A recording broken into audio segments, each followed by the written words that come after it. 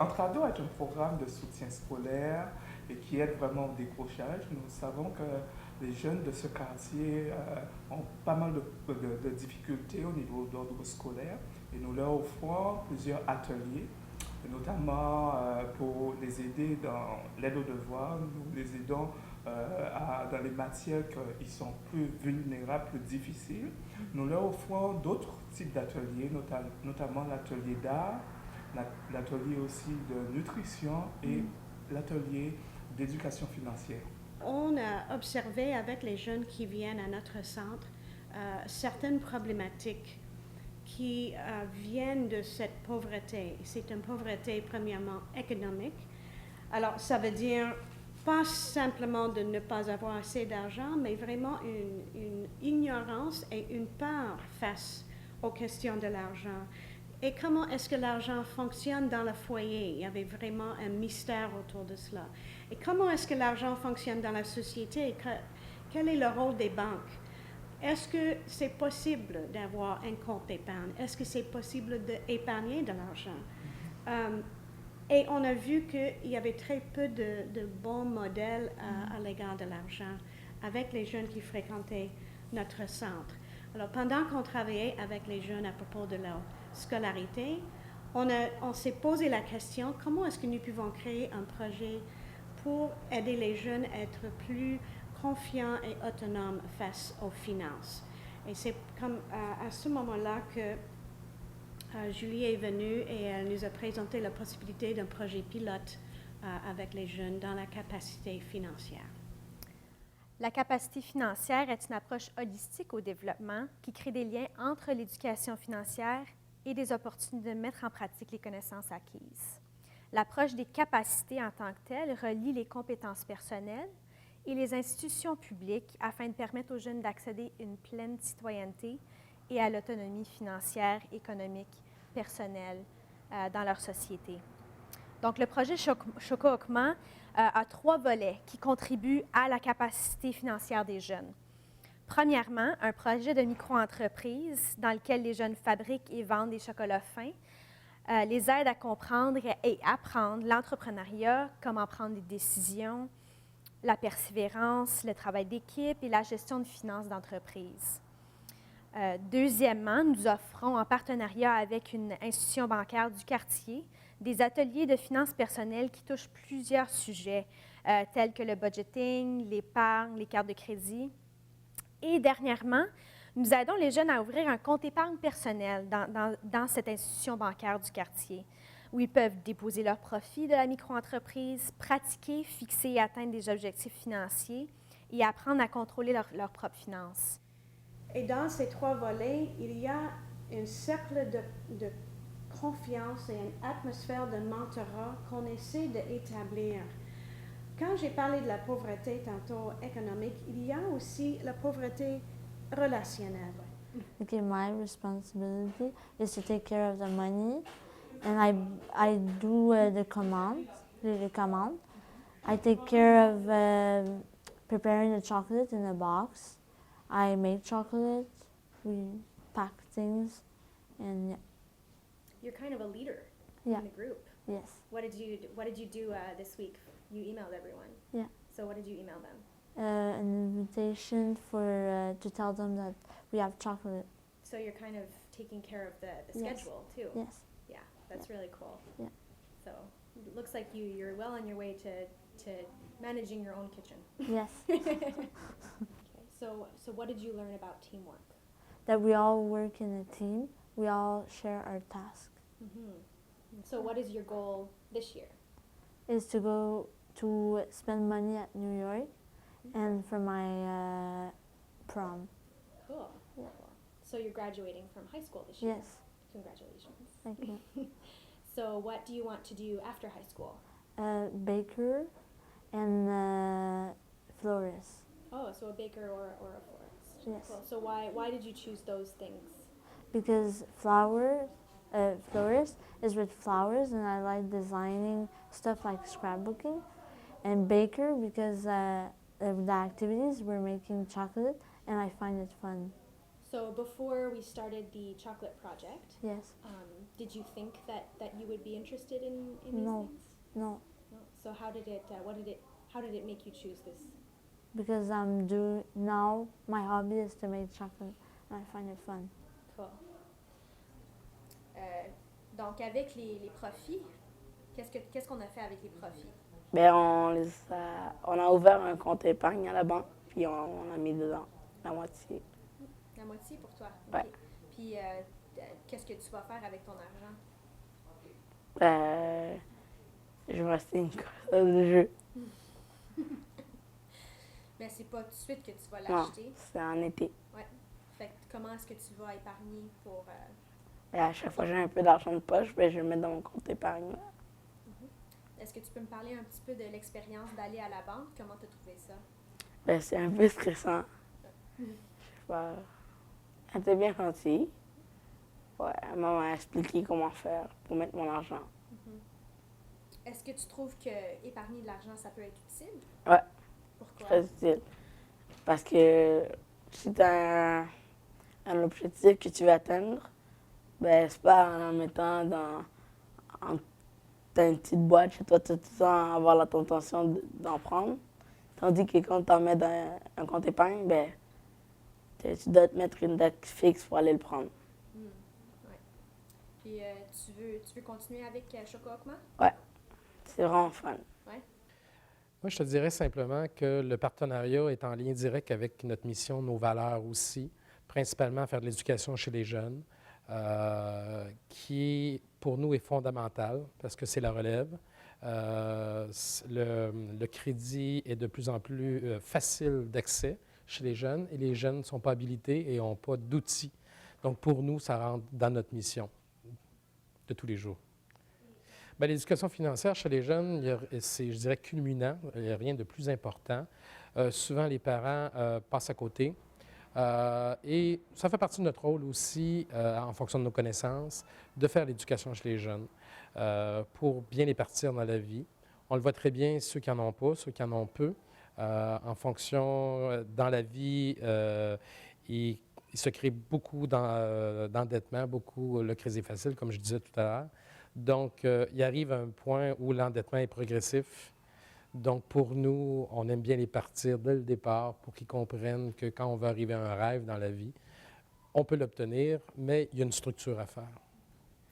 Le compte d'épargne pour un jeune est une façon rapide de voir l'importance, en fonction de la disponibilité d'argent qu'ils ont à chaque semaine ou mensuellement, d'épargner. C'est un phénomène aussi, on comprend aussi avec les jeunes, que dès qu'ils voient 100 $, 500 $ de cumulés, ça les stimule, ils comprennent la plus-value de faire ça aussi, un compte d'épargne.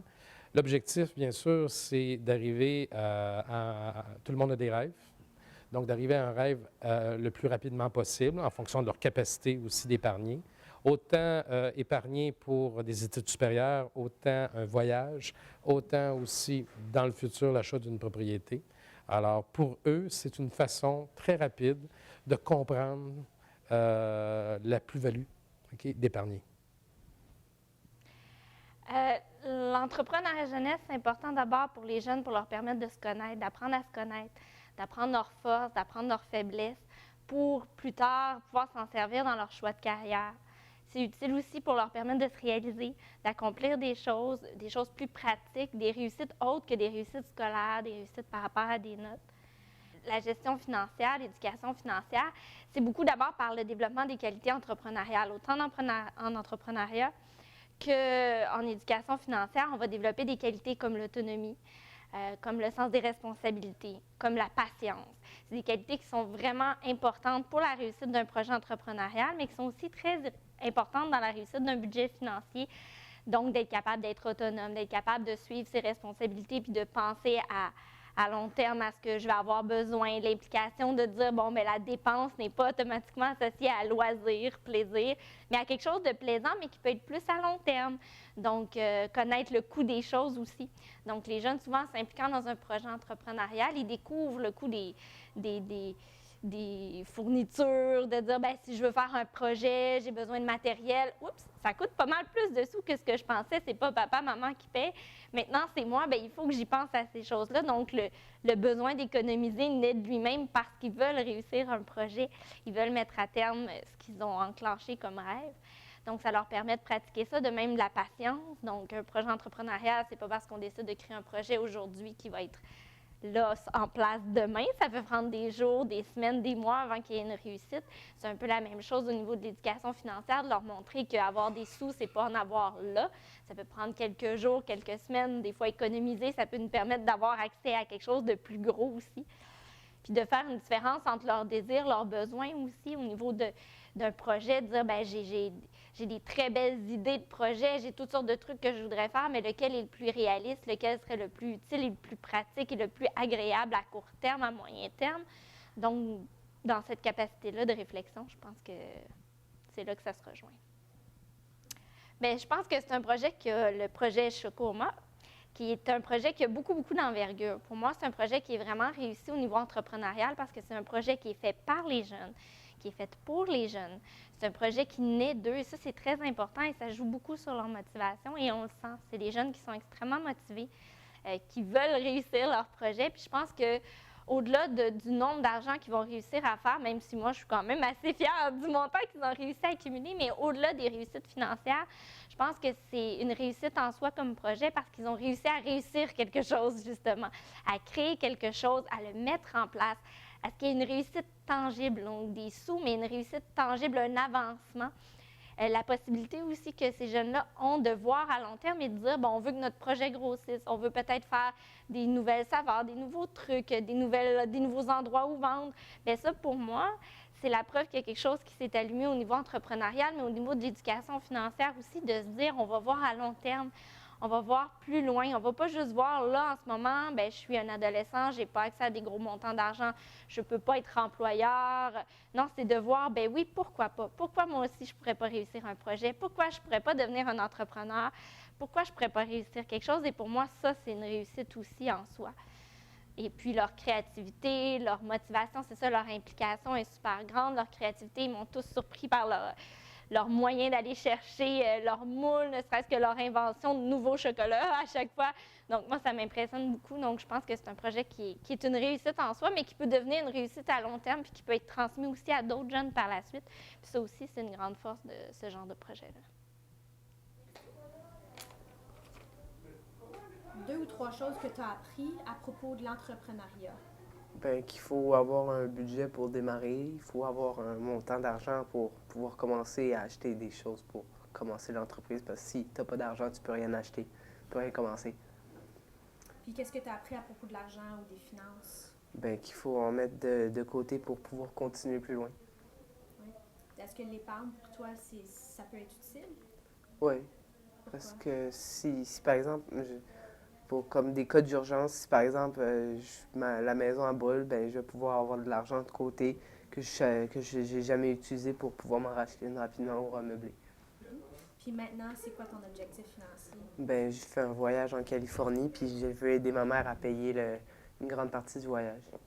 Le groupe a décidé de donner une part des profits dans un organisme en Haïti.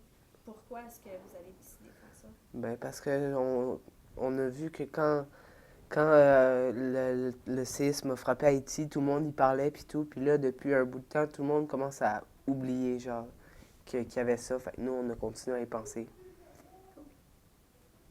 Vous voulez commencer avec quelle question? C'est quoi le projet Chocoma?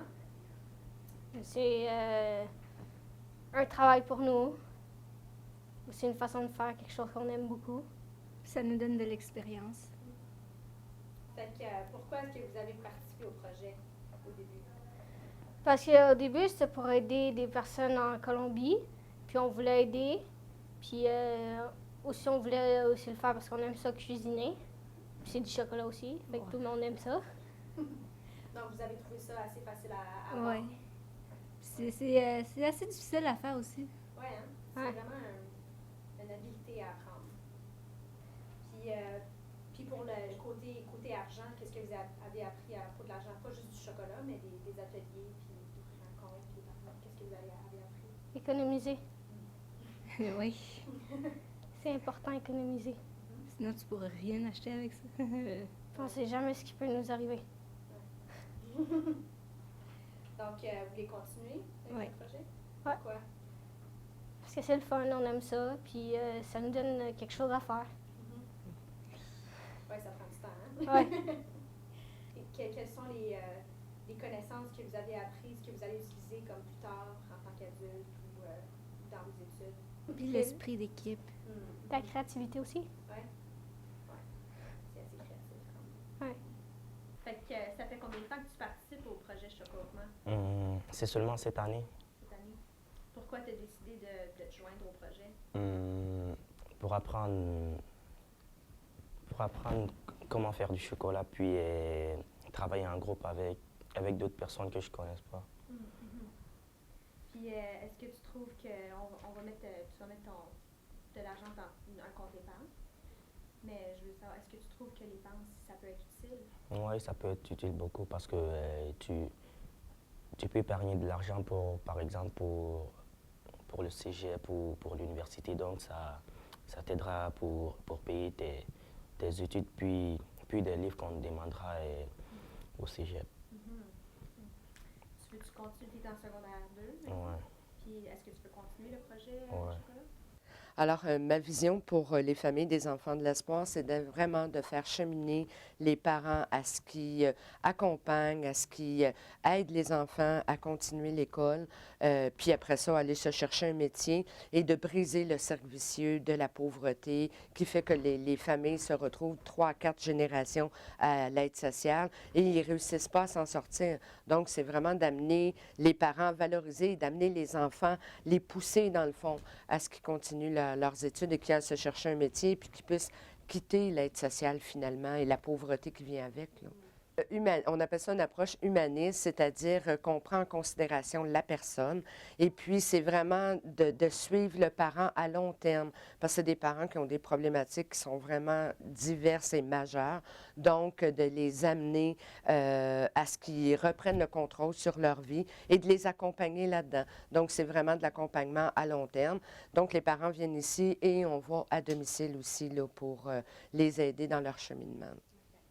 Bien, je trouve ça génial. J'y ai dit d'ailleurs que je trouvais ça le fun d'avoir le support qu'il a pour pouvoir démarrer une business ou avoir des idées sur la business et tout ça.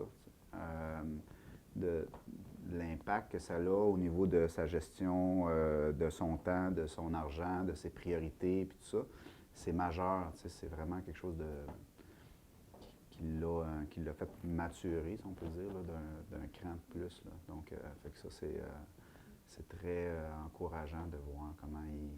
C'est intéressant là, de voir commencer tout ça. Puis la notion aussi là, de prêt-remise, le fait que, ben, il y a eu un micro-prêt qui a été donné à un groupe, démarrer quelque chose, puis là, il faut remettre cet argent-là, puis là, il y a du profit qui est fait sur ça, on bénéficie de ce profit-là. Mais là, vous avez dit, là, on va commencer à investir dans l'entreprise au lieu que ce soit quelqu'un d'autre qui sorte l'argent. Ça va être la compagnie qui va. Fait que ça, c'est des choses que moi, je n'ai pas parlé avec. On n'a pas discuté à ce niveau-là parce que c'est plus business. Et puis, fait que ça, oui, il apprend énormément dans ce sens-là.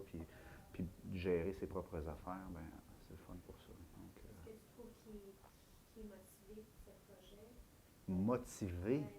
Si tu décides de le fermer, il va le garder ouvert.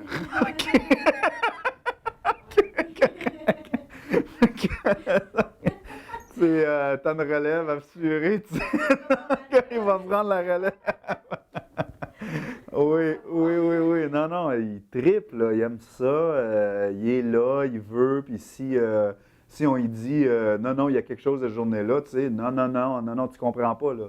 C'est pas toi la priorité. Et chacun là, c'est la priorité, tu sais. Donc, c'est ça. Fait que non, il est très motivé, puis il veut, puis il est complètement là. Donc,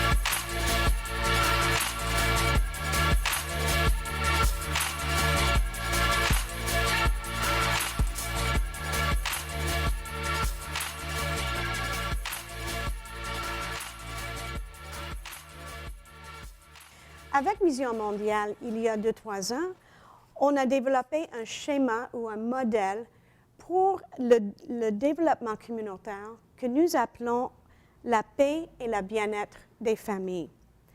Et dans ce schéma, on parle de 4 volets. Le premier volet, c'est l'éducation.